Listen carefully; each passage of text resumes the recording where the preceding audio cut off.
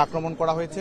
আমাদের বিভিন্ন শিক্ষা প্রতিষ্ঠানে মেয়েদের উপরে কি ধরনের অমানবিক বর্বরতা পরিচালনা করা হয়েছে এটি আমাদের দিবালোকের মতো পরিষ্কার বাংলাদেশের ছাত্র সমাজের কাছে, বাংলাদেশের গণমানুষের কাছে।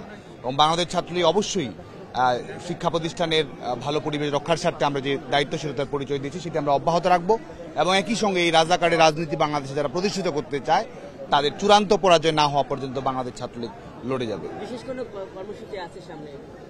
দেখুন, যেহেতু আজকে আমাদের গতকালকেই ছাত্রলীগের নেতাকর্মী মৃত্যুবরণ করেছে, একাধিক নেতাকর্মী মৃত্যুবরণ করেছে, 2 সহস্রাধিক ছাত্রলীগের নেতাকর্মী আহত হয়েছে, বিনা উস্কানিতে তাদের উপরে তাণ্ডব পরিচালনা করা হয়েছে।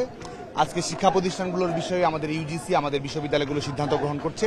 সার্বিক বিষয়ে পর্যালোচনা করে বাংলাদেশ ছাত্রলীগ সিদ্ধান্ত গ্রহণ করবে এবং একই সঙ্গে যারা আক্রমণ করেছে, ছাত্রলীগের নেতাকর্মীদের রুমে যারা তাণ্ডব পরিচালনা করেছে, মেয়েদের উপর যারা অমানবিক বর্বরতা পরিচালনা করেছে, রাজনৈতিকভাবে তাদের সঙ্গে লড়াই তো হবেই, একই সঙ্গে আইনগতভাবেও সকল অপরাধীর শাস্তি নিশ্চিত করার জন্য বাংলাদেশ ছাত্রলীগ আইনগত ভূমিকাও পালন করার চেষ্টা করবে। হ্যাঁ, অবশ্যই কিছু চিহ্নিত তো আমরা অবশ্যই করেছি, একই সঙ্গে প্রশাসন করেছে, বিশ্ববিদ্যালয়ের সিসিটিভি ফুটেজগুলো রয়েছে, গণমাধ্যমের সামনেও নেতাকর্মীদের উপরে, সাধারণ শিক্ষার্থীদের উপর কিরকম নির্যাতন নিষ্পেষণ পরিচালনা করা হয়েছে এটি আমাদের সবাই অবগত রয়েছে। 250-টিরও বেশি ডিজাইন অপশন নিয়ে ওয়ালটন স্মার্ট ফ্রিজ, বোঝে আপনার প্রয়োজন।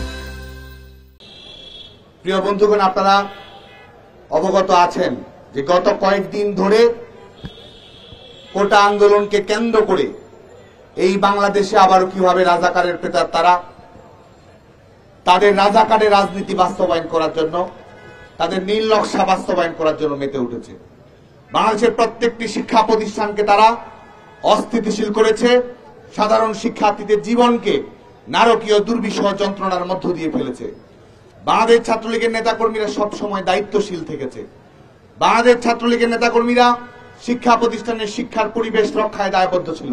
ছাত্রলীগ যেমন রাজনৈতিকভাবে জবাব দেবে, একই সঙ্গে আইনগতভাবে প্রত্যেকটি ক্ষেত্র মোকাবেলা করার জন্য বাংলাদেশ ছাত্রলীগ প্রস্তুত রয়েছে।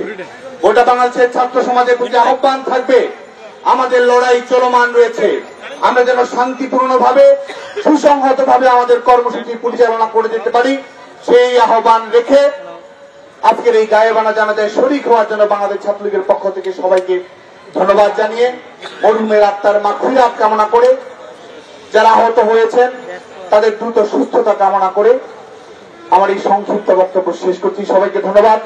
জয় বাংলা, জয় বঙ্গবন্ধু।